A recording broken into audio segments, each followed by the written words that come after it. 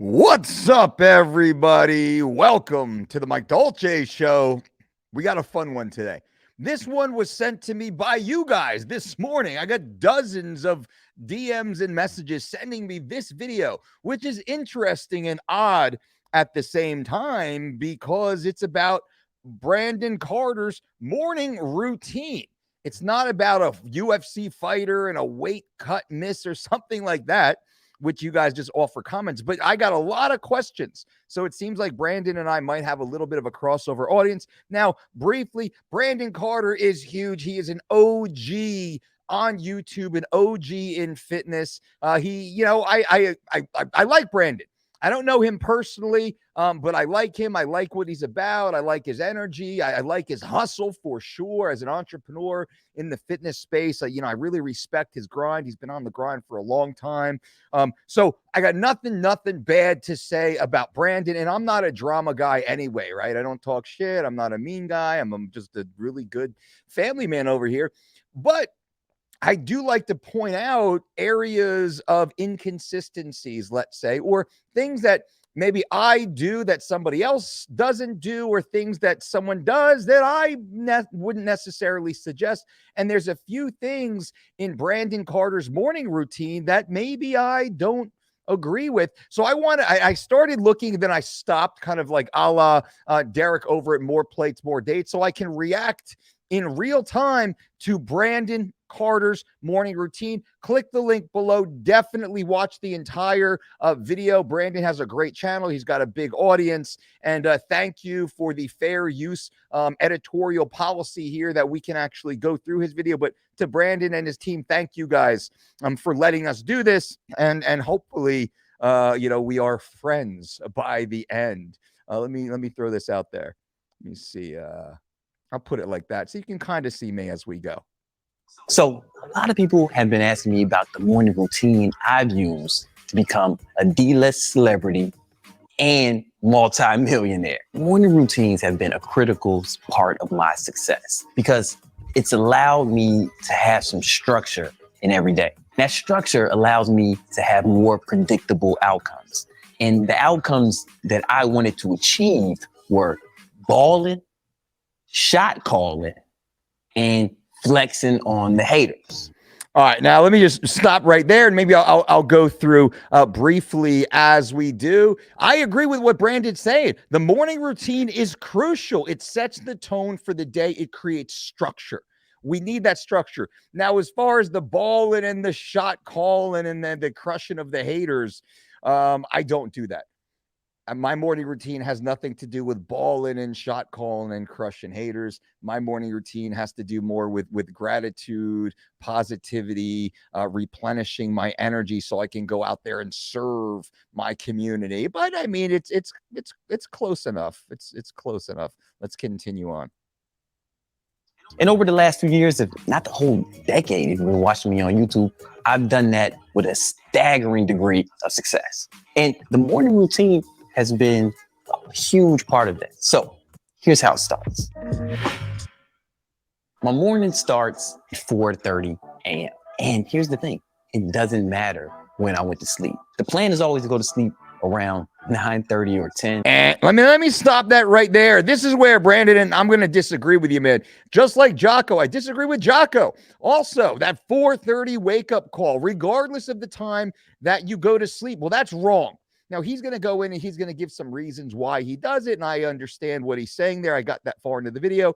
But waking up at 4:30 in the morning, regardless of the time you fell asleep, is flawed. You are setting yourself up for failure immediately. No matter how hard you can flex throughout the day and push yourself, you are regressing. And we know long-term from a health perspective, you are getting sicker, weaker, and improving your chances of dying at a much earlier age, as well as manifesting sarcopenia, which is muscle wasting, as much as exacerbating dementia and Alzheimer's, as much as improving the likelihood of a cardiovascular event and stroke. I mean, Brandon's a younger guy here, but as he goes through the next few decades of his life, if he doesn't get his sleep in order, I said the same thing to Jocko also.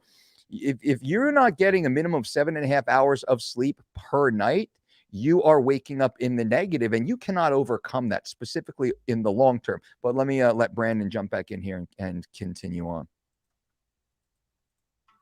But no matter when I go to sleep, I wake up at 4:30.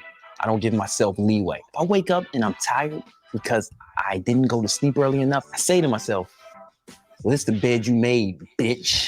Fair enough. Now you're going to have to deal with it. You're just going to be tired, you fucking bitch. So I take my bitch ass out of bed and I walk to my alarm, which is stuffed into my robe. See, this is all strategic. The key to waking up early is to set it up the night before. So the night before, my alarm is set and it's far enough away from my bed where I must get up out of bed to turn it off. We've all had that experience. Now, that's fine. I agree with that. It's a good tactic a lot of people use. If your alarm is next to your bed, you might be just unconsciously hitting the snooze button. You wake up, you don't even remember waking up to hit the snooze button. That's fine. That makes sense. Me personally, I don't set an alarm. I don't need an alarm. I don't need an alarm because I do wake up. Now, here's the point of differentiation. Brandon sets a firm wake up time. I don't. I set a firm go to bed time. My go to bed time is 9 hours before I need to wake up for the day. So if I am in bed 9 hours before I have to wake up, that gives me all the time in the world to scroll Instagram, to read a book, to maybe have some hanky panky with the missus, whatever I might do.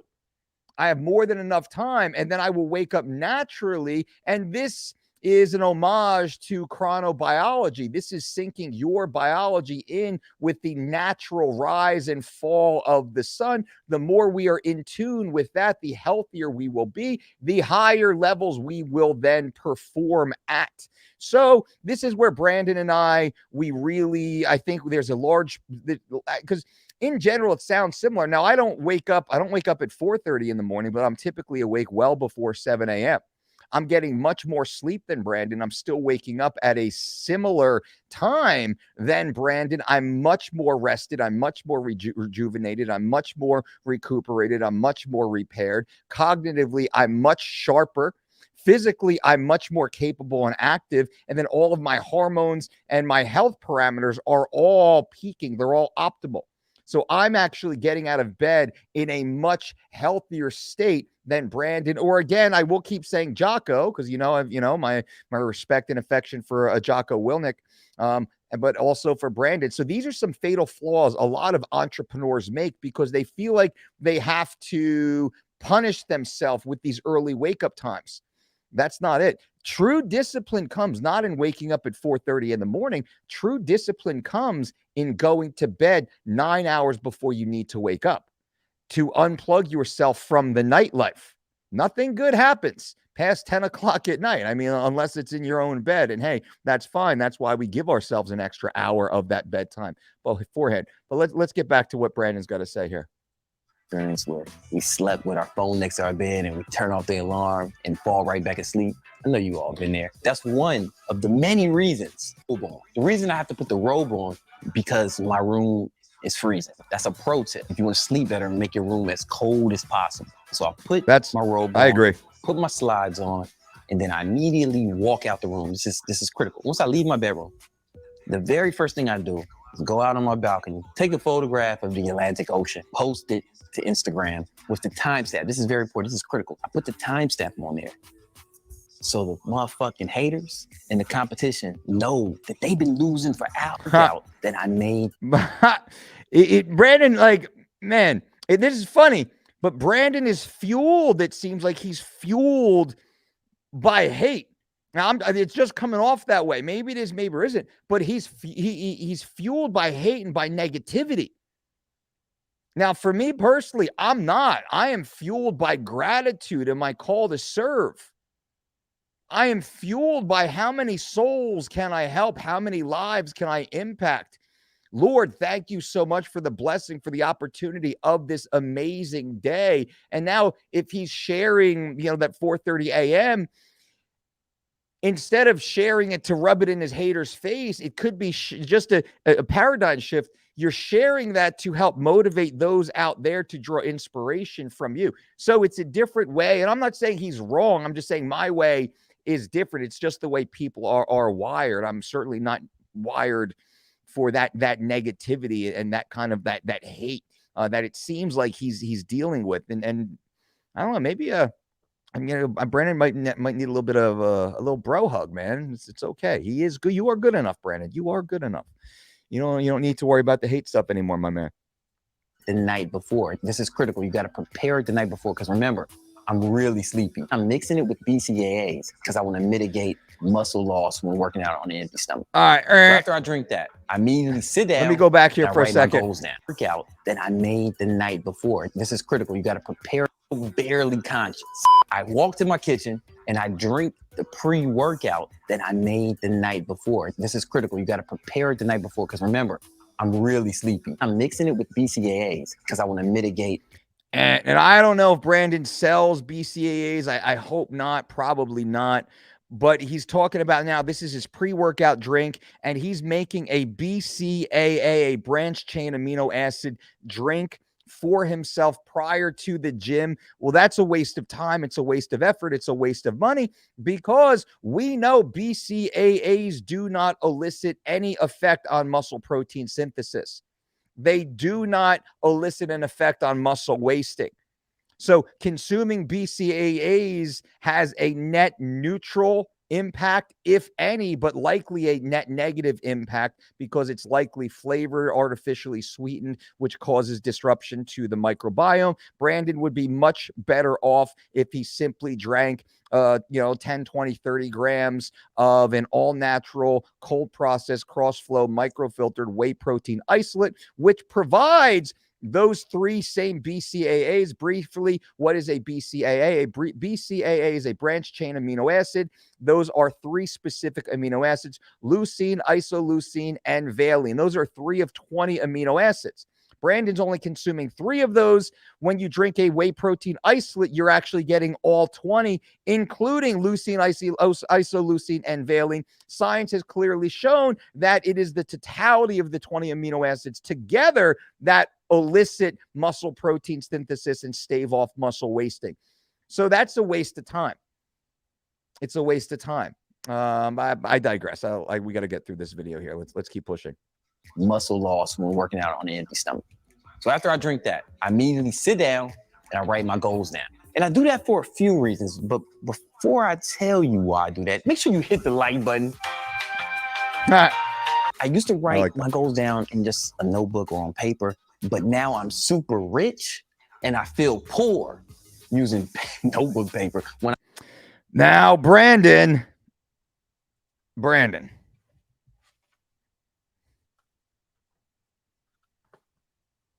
Let me show you guys here something. This is how Uncle Mike rolls. Look at these. These are all from the dollar store. I got these for 50 cents each.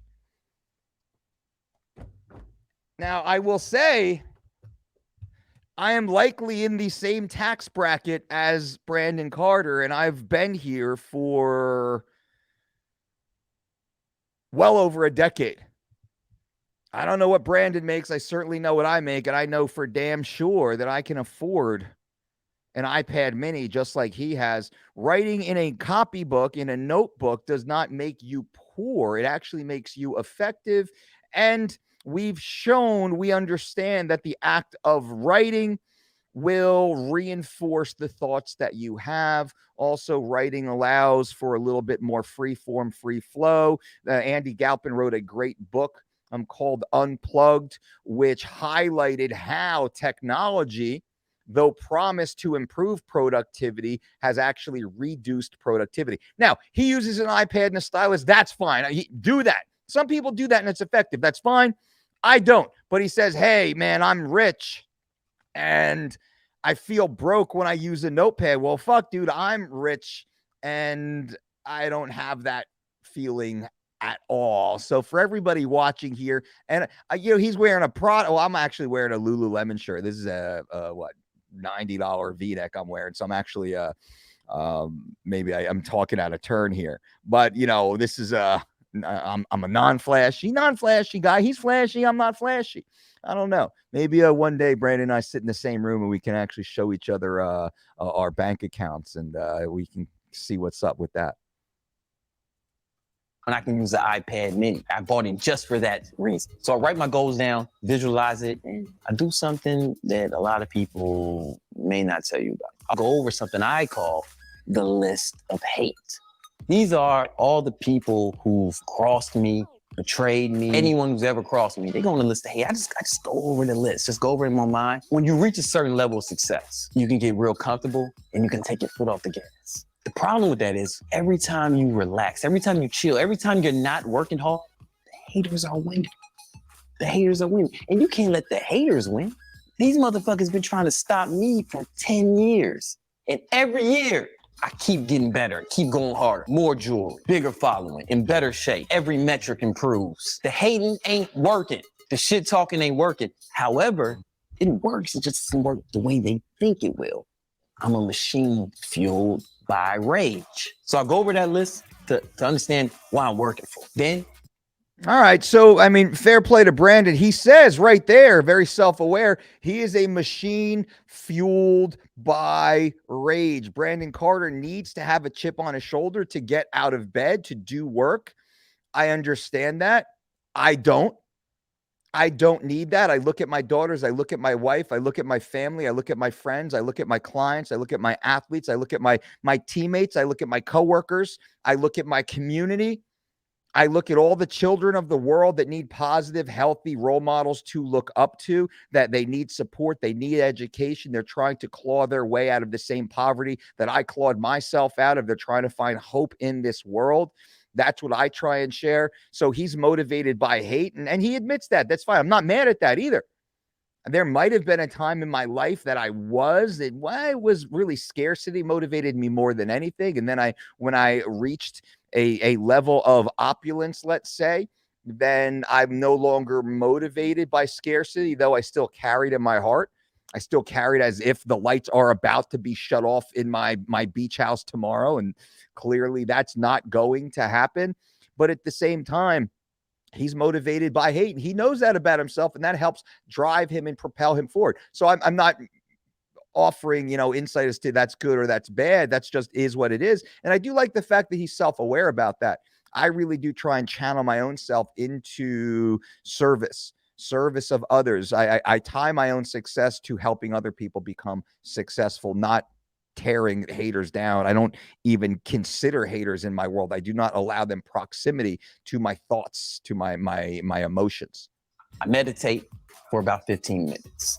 I do this every day. I actually do this twice a day, morning and afternoon. I do too. The main benefit I get from meditation is it helps me respond instead of react. Something's always gonna happen in your life. There's gonna be problems, there's gonna be fires you're gonna have to put out. And you don't wanna react all crazy and wild. What you wanna do is respond appropriately to that situation.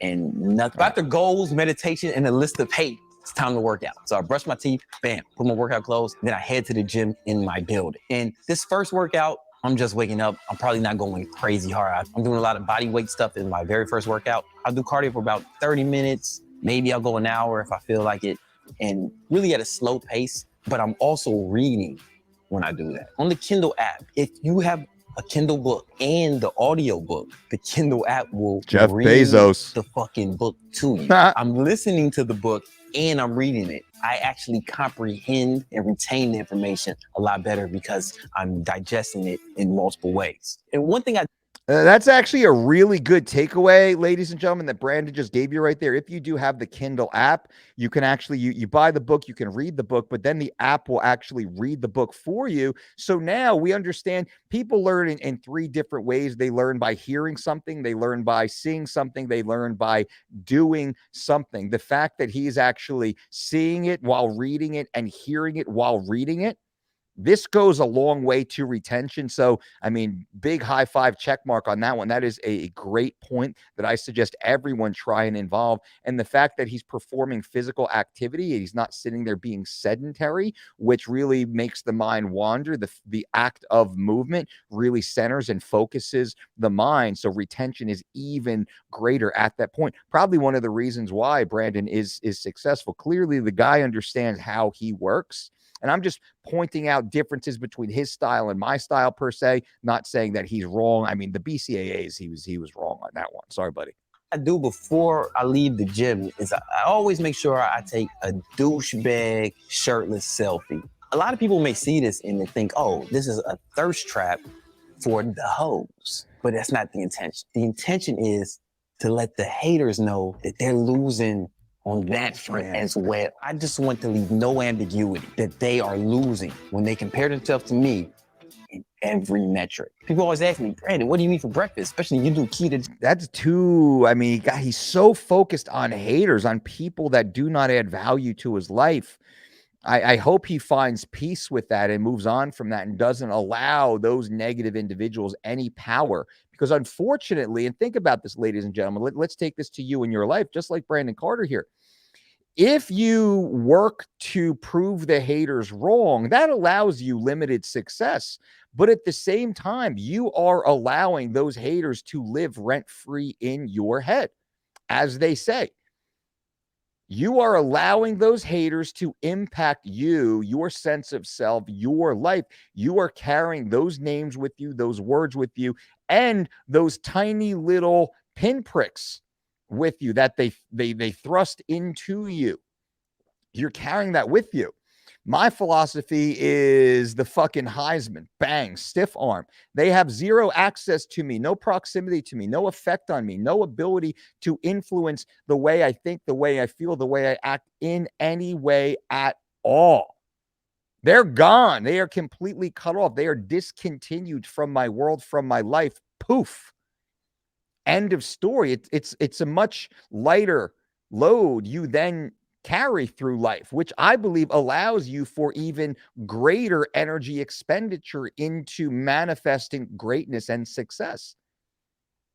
When you tie your success to the success of other people, this is where the greatest amount of success lies. And if you look at every great entrepreneur, every billionaire, how did Jeff Bezos, who Brandon speaks about with the Kindle, Bezos became what he is because he creates value. He created value for the entire planet. Elon Musk, value for the entire planet. Warren Buffett creates value by investing in companies that create value, right? So it's a value-driven proposition. Just my 2 cents here. I think I'm a little older than Brandon, maybe. So I might have just a little more perspective on such things. Who knows? Jenny, Dad, what do you eat for breakfast? Glad you asked. I've been eating 2 cans of sardines for breakfast and a big glass of water.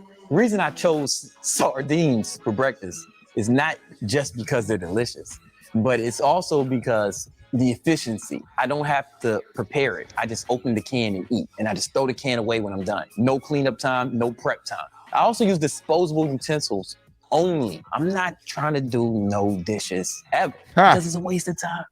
Cooking's a waste of time, and cleaning is a waste of time. This allows me to do neither. While I'm eating, all right, now I don't disagree in spirit and what he's saying. The sardines are fine. I love sardines, man. I grew up eating sardines. Sardines are awesome. Sardines out of the can, great. That's actually an expensive brand that he's using right there. I have the same brand in my pantry, Brandon, right?